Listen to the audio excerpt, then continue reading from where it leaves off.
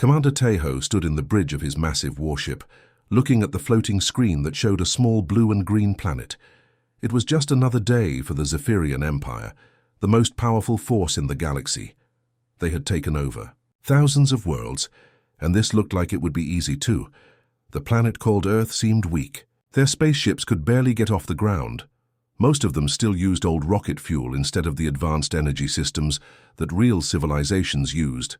Tejo had seen this story 1,000 times before. Find a weak planet, demand they surrender. Take their resources, move on to the next one. But senior analyst Jimin was worried about something. She had been studying the data for weeks, and every time she looked deeper, she found things that didn't make sense. These humans were different from other species they had conquered. "Commander," Jimin said, trying to keep her voice steady, "I've been looking at their history, their culture, their behavior patterns. Something is very wrong here." Tejo barely looked up from his reports. What could be wrong? They can't even build a proper spaceship. Jimin pulled up more data on her screen. "That's just it, sir. They've only had space travel for about 60 years, but look at what they've accomplished. They went from first flight to landing on their moon in just 66 years. Most species take centuries to make that jump." She showed him videos of human conflicts.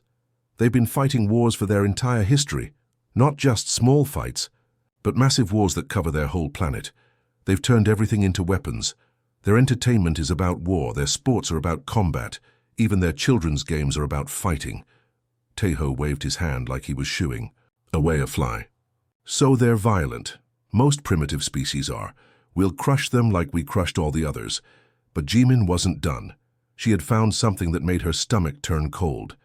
"Sir, look at this. In just the last 100 years, they've invented ways to destroy their entire planet several times over. They have weapons that can wipe out cities in seconds, and they've pointed these weapons at themselves."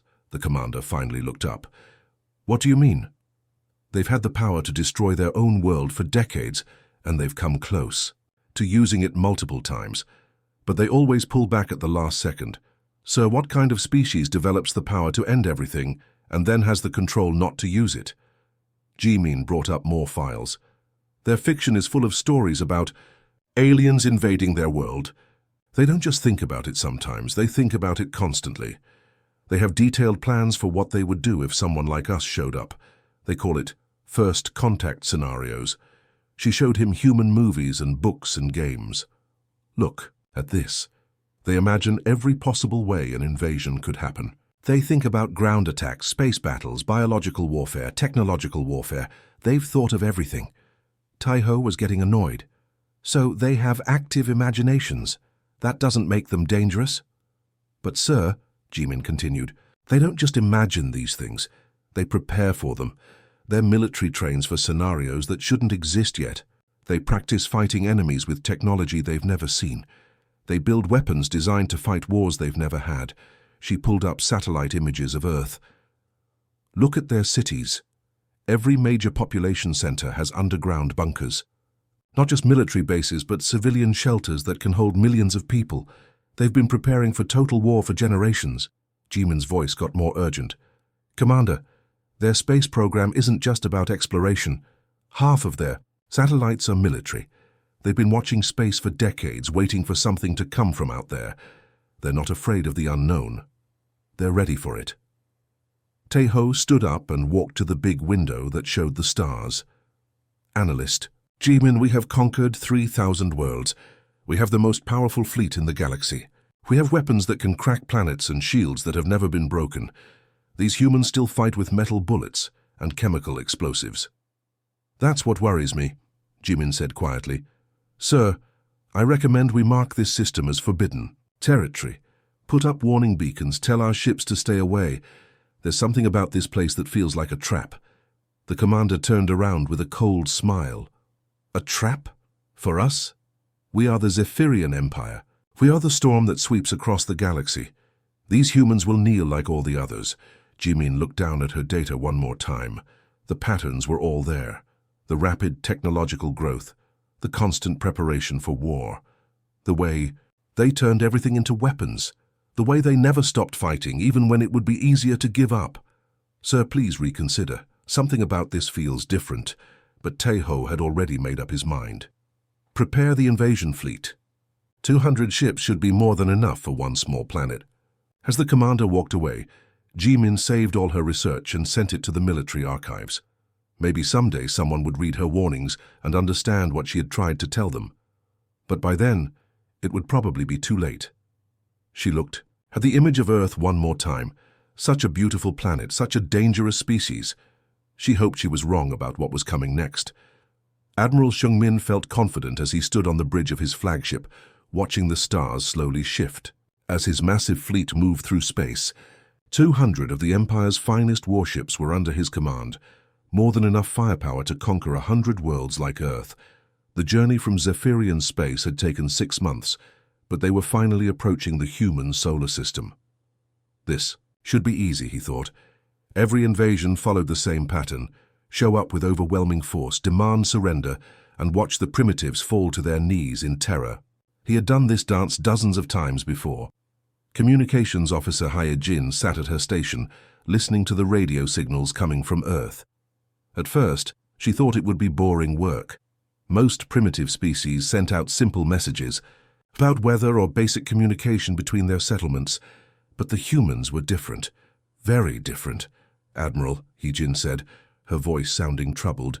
You need to hear some of these transmissions. Seung-min walked over to her station. What is it? Hyejin played a recording. It was a human television show about aliens invading Earth. The humans in the show were fighting back with incredible weapons and clever tactics. They weren't running in fear, they were fighting like veterans.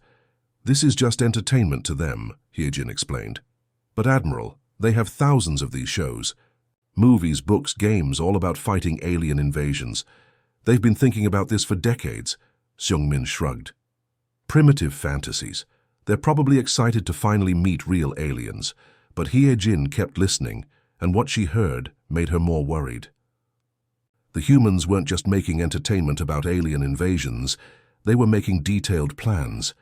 Military broadcasts talked about first contact protocols and extraterrestrial defense strategies. Scientists discussed the best ways to fight enemies with unknown technology. Sir, Hyejin said, they're not just imagining this, they're preparing for it.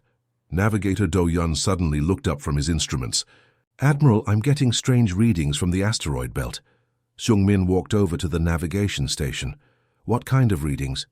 Some of the asteroids are moving in patterns that don't match natural orbits, and there are metal signatures. That seemed too regular for space rocks. Do-Yun zoomed in on his displays. Look at this one. It's been slowly changing position over the last 3 days. Natural asteroids don't do that. Seung-min looked at the data and waved his hand dismissively. Space debris. Maybe some of their primitive spacecraft crashed out there. But Do-Yun wasn't convinced.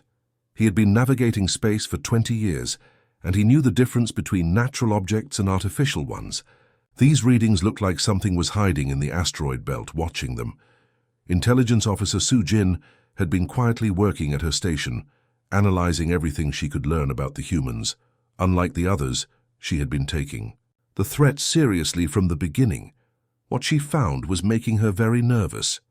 Admiral, Su-Jin said, I need to show you something important. She brought up a holographic display showing Earth's recent history. Look at their technological progress. 100 years ago, they were using horses for transportation. Now they have nuclear weapons and space stations. The display showed a timeline of human advancement. Most species take thousands of years to develop this kind of technology. The humans did it in a single century. That's not normal.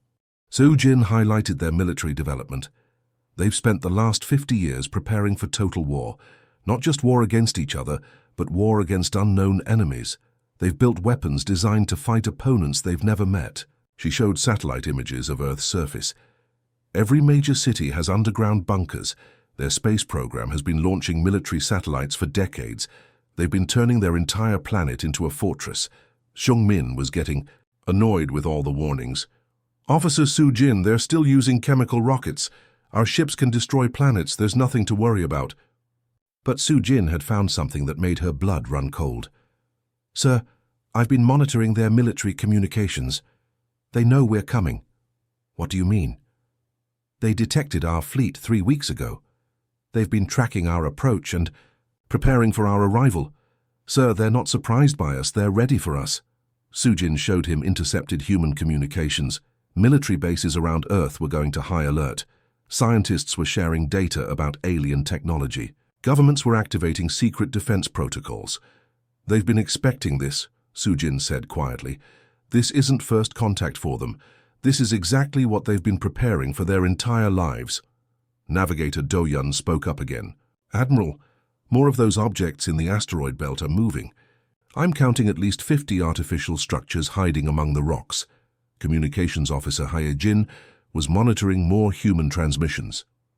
Sir, they're not broadcasting surrender messages. They're coordinating defense strategies. Intelligence. Officer Sujin looked at all her data one more time. The rapid technological development, the constant military preparation, the way they turned everything into weapons, the fact that they had been watching space and waiting for someone to come. Admiral, Sujin said, I think we should reconsider this invasion. Something about this feels like a trap. But Admiral Seung-min had made up his mind. The Zephyrian Empire had never retreated from a primitive world, and he wasn't about to be the first commander to show weakness. Prepare for standard invasion procedures, he ordered. These humans will surrender just like all the others. As the fleet continued toward Earth, warning signs kept appearing on their screens, but pride and confidence blinded them to the danger ahead. They were about to learn that some traps are designed to catch the biggest predators. Admiral Seung-min stood proudly on his command bridge as the Zephyrian fleet took position around Earth. 200 massive warships hung in space like dark clouds, their weapons powered and ready. This was the moment he had been waiting for. Time to add another conquered world to the Empire's collection. He opened a communication channel to the entire planet. His voice boomed across Earth's radio frequencies, translated into every human language by the ship's computers. Citizens of Earth, this is Admiral Seung-min of the Zephyrian Galactic Empire. You are surrounded and outgunned. Surrender immediately, and your deaths will be quick. Resist, and we will make your planet suffer for 1,000 years, the Admiral expected what always happened next. Panicked voices begging for mercy, leaders offering to give up their world in exchange for their people's lives. Chaos and terror spreading across the planet as the primitives realized how hopeless their situation was. Instead, silence. Then, a single human voice responded. It was calm, almost amused. You picked the wrong planet. Before Admiral Seung-min could ask what that meant, his ship shook violently. A red warning light started flashing all over the bridge. Officer Min-ho looked up from his sensor station with wide, terrified eyes. Admiral, we're under attack. Impossible, Seung-min snapped. Our shields are impenetrable. No primitive weapon. His words were cut off as another massive impact rocked the flagship. All around them, the other ships in the fleet were reporting the same thing. They were being bombarded by weapons that shouldn't exist. Officer Min-ho stared at his readings in disbelief. Sir, our quantum shields are failing. The humans are somehow getting through defenses that have protected us for centuries. Weapons. Specialist Yuna was frantically working at her station, trying to understand what was happening. Admiral, they're not using energy weapons like we expected. They're firing solid metal projectiles at incredible speeds. Metal projectiles? Seung-min couldn't believe what he was hearing. You mean bullets? Not exactly bullets, sir. These are massive tungsten rods fired from electromagnetic launchers. They're hitting us with pure kinetic energy. Our shields are designed to stop energy beams and plasma bolts, not solid objects moving at near light speed. The ship shook again. More warning alarms started blaring. Engineer Wu Jin's voice came over the communication system from the engine room. Bridge, this is engineering. We're losing shield power on decks 7 through 12. Whatever they're hitting us with is overloading our defensive systems. Tactical Officer Jae-sung was studying the battle data streaming in from across the fleet. What he saw made no sense. Admiral, the humans are adapting their tactics faster than our battle computers can keep up. What do you mean adapting? Every time we change our formation or adjust our shields, they immediately change their attack patterns to counter it. It's like they can predict what we're going to do before we do it. Seung-min looked at the tactical display showing the positions of both fleets. The human ships were smaller and looked primitive compared to Zephyrian vessels, but they were moving with perfect coordination. Every attack was precisely timed, every maneuver was exactly calculated. Captain Yunbi's voice crackled over the fleet communication channel from her battlecruiser. "Flagship, this is Captain Yunbi. The humans aren't fighting like any primitive species we've encountered. They're using advanced tactical formations and coordinated strikes. It's like they've been planning this exact battle for years." More. Reports came flooding in from across the fleet. The humans had somehow turned asteroids into weapons platforms. Hidden bases on Earth's moon were launching missiles. Even the planet's artificial satellites were attacking the Zephyrian ships. Officer Minho looked up from his sensors with growing panic. "Admiral, we're not just fighting their space fleet. The entire solar system is attacking us. They've weaponized everything." Engineer Wu Jin's voice came through the speakers again, this time sounding desperate. "Bridge, they're targeting our shield generators with surgical precision. Somehow they know exactly where to hit us to cause maximum damage." Weapons specialist. Yuna was studying the human attack patterns. "Sir, they're not just defending their planet, they're hunting us. Look at these formations. They're trying to surround and destroy our ships one by one." Admiral Seung-min watched in horror as 3 of his heavy cruisers exploded in brilliant flashes of light. The humans had somehow found weak points in Zephyrian ship designs that the Empire's own engineers didn't know existed. "How is this possible?" he demanded. "We have technology thousands of years more advanced than theirs." Tactical Officer Jae Sung had been analyzing the human weapons and tactics. "Admiral, I think I understand what's happening. The humans haven't been trying to match our technology. They've been studying it." "Studying it? How?" "Sir, for decades they've been watching space, listening to our communications, analyzing the radiation signatures from our ships. They've been learning about us while we ignored them. They know our weaknesses better than we do. The battle was turning into a nightmare. Zephyrian ships that had conquered entire star systems were being picked apart by human weapons that looked like primitive projectile launchers. But these weren't primitive at all. They were precisely engineered to exploit every flaw in Zephyrian defenses. Captain Unbi's voice came over the communication system again, but this time she sounded afraid. "Flagship, the humans have stopped broadcasting surrender demands. They're broadcasting something else." "What are they saying?" "They're giving us coordinates, sir, safe passage out of their solar system. They're offering to let us leave." Admiral Seung-min's pride flared up. The Zephyrian Empire does not retreat from primitives. But as he watched another of his ships explode on the tactical display, a cold fear settled in his stomach. These humans weren't primitives. They were something far more dangerous. They were a species that had been preparing for this exact moment. Since they first looked up at the stars, Officer Minho's voice was barely a whisper. "Admiral, we've lost 30 ships. The humans are closing in on our position." The trap was closing around them, and Admiral Seung-min was beginning to realize that his mighty fleet might not make it home alive. The space battle was only the beginning. Admiral Seung-min made a desperate decision to send ground forces to Earth's surface, hoping to force the humans to surrender by threatening their cities. What his soldiers found down there was beyond their worst nightmares. Lieutenant Hyun Woo led the first assault team toward what looked like a normal human city from orbit. The buildings seemed ordinary enough through their scopes. Houses, shops, schools, parks. It looked like any other civilian settlement they had conquered before. But as soon as their transport ships landed, everything went wrong. The moment Hyun Woo's boots hit the ground, explosions erupted all around his team. The buildings weren't just buildings, they were fortified defensive positions, disguised to look harmless from above. "Taking heavy fire!" Hyun-woo shouted into his communicator as his soldiers dove for cover. "These aren't civilian structures. Every single building has been turned into a bunker. What looked like a simple apartment building opened up with weapons, fire from dozens of hidden positions. Windows that seemed normal were actually armored gun ports. Rooftops had concealed missile launchers. Even the children's playground had been built over a network of underground firing positions. Sergeant Bo-Ram crawled behind what she thought was a decorative wall, only to discover it was actually reinforced concrete designed to stop their plasma rifles. "Lieutenant, the civilians aren't running away, they're shooting at us." This was completely different from every other world they had invaded. Usually, civilians fled in terror when Zephyrian soldiers appeared. But these humans weren't running. Elderly people were operating heavy weapons from their windows. Teenagers were coordinating defensive positions with military precision. Even children seemed to know exactly what to do in this situation. "Command, this is Lieutenant Hyunwoo," he reported back to the fleet.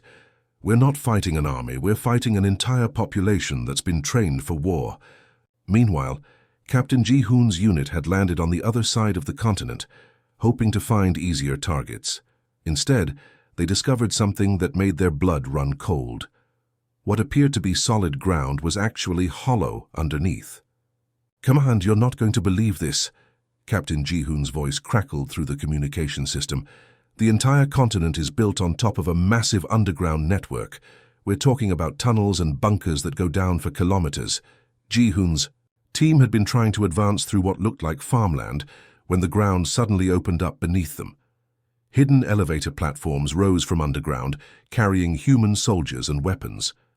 The fields themselves were fake, covering underground military bases. "They've been building this for decades," Ji-hoon continued. "Every major city, every town, every piece of land we can see has underground facilities. This entire planet is one giant fortress." The Zephyrian soldiers found themselves fighting in 3 dimensions. Enemies attacked from above, below, and all sides. The humans could disappear into hidden tunnels and pop up anywhere. It was like fighting ghosts.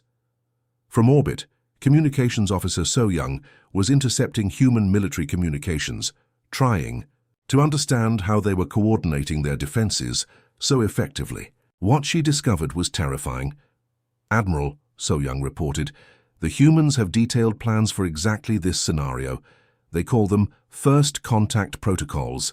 They've been preparing for alien invasion for over 50 years. She played back some of the human communications for the command staff. Military commanders were calmly discussing tactics and troop movements. Scientists were analyzing Zephyrian weapons and finding weaknesses. Government leaders were coordinating global defense strategies. "Sir, they're not panicking. They're executing a plan they've been practicing for generations. Every human on the planet knows their role in this defense."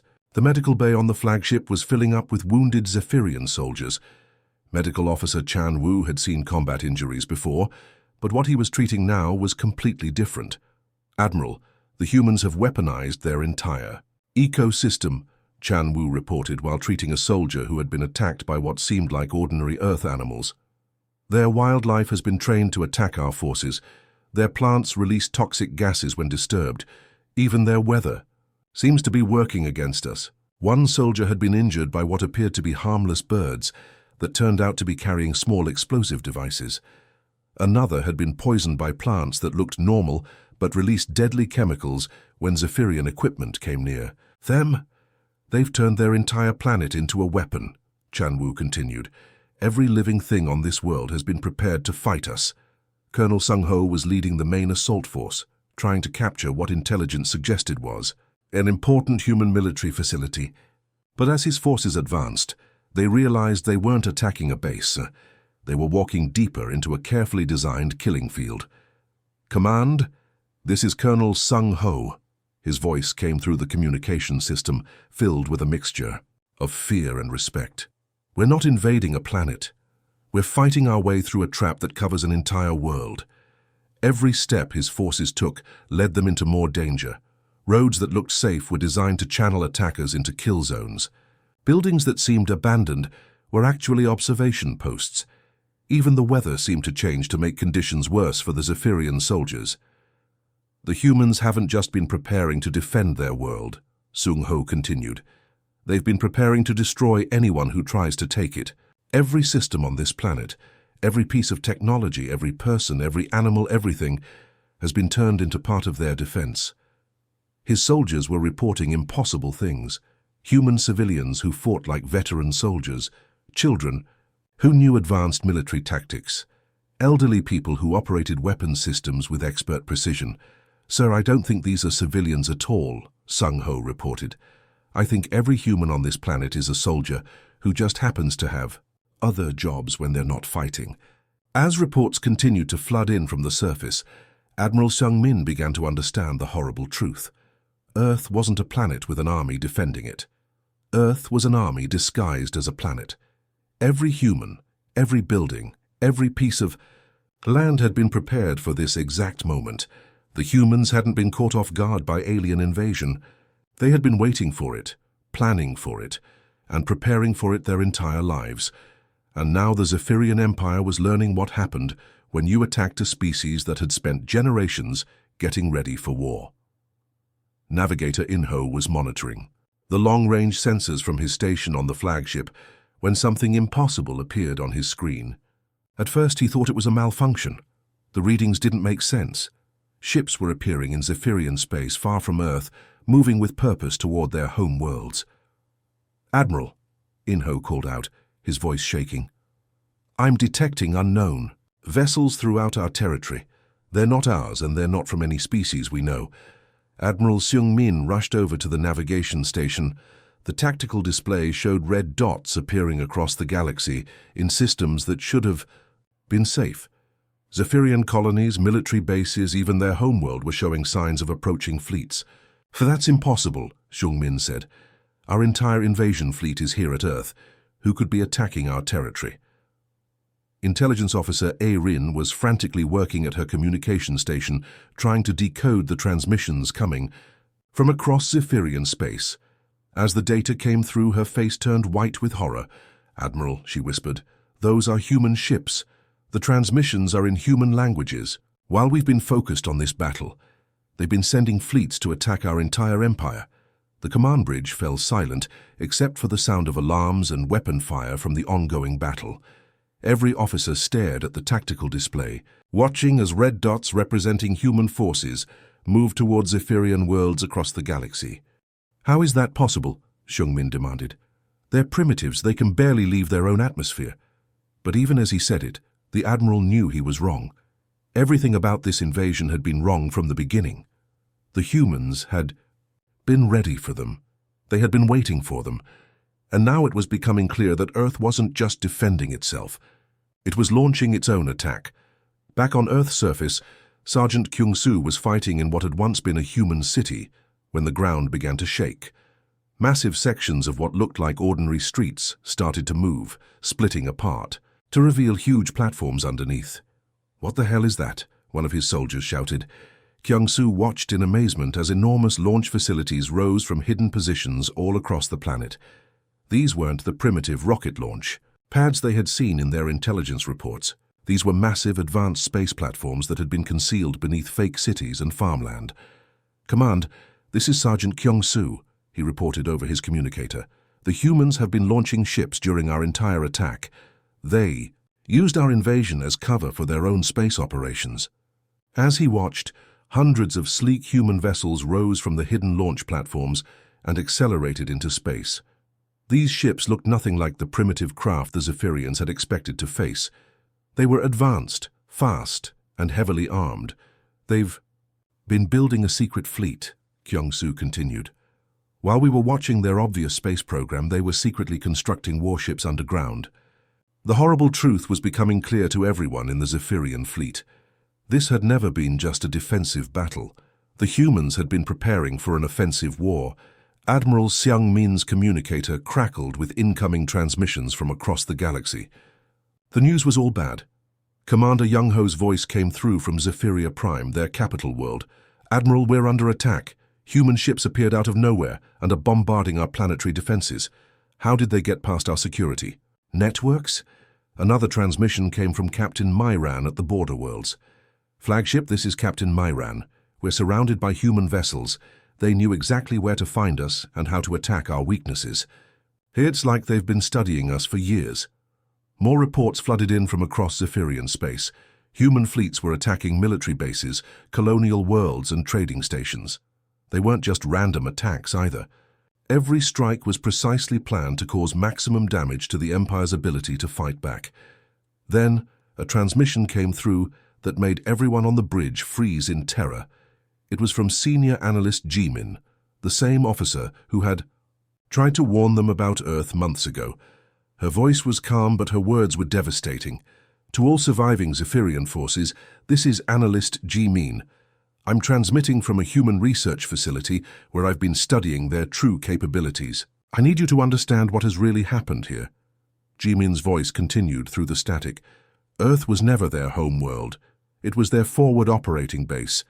The humans have been waiting for someone like us to find them, to give them a reason to expand beyond this solar system. The transmission grew clearer as G-Min explained what she had learned. We didn't discover them. They let us find them. Everything about their civilization was designed to attract the attention of a galactic empire. They wanted us to think they were weak so we would attack them. Admiral Shungmin felt his legs go weak. What are you saying? Sir, the humans have been preparing for interstellar war for generations. They've been building ships, training soldiers, and developing weapons specifically designed to fight enemies like us. Earth was their training ground, and we were their first real test. G-Min's final words echoed through the bridge. They've been studying every species in the galaxy, through our own communication networks. They know our weaknesses, our technology, our military strategies. They've been preparing to take over everything we've built. As human vessels continued to appear across Zephyrian space, the surviving members of the invasion fleet began to understand the magnitude of their mistake. They hadn't attacked a primitive world. They had awakened something that had been waiting in the darkness between the stars. The humans weren't defending their planet. They were beginning their conquest of the galaxy. And the Zephyrian Empire, with all its pride and power, had just given them the perfect excuse to start their war. Navigator Inho looked at his sensors one more time. The red dots representing human ships were spreading across the galaxy like a virus, moving toward every Zephyrian world with deadly purpose. Admiral, he whispered, I think we just lost the war. Admiral Shungmin stared out at the stars, knowing that somewhere out there, the Zephyrian Empire was falling to an enemy they had completely underestimated. The humans had turned their own invasion into the opening move of a much larger game, and it was already too late to stop them.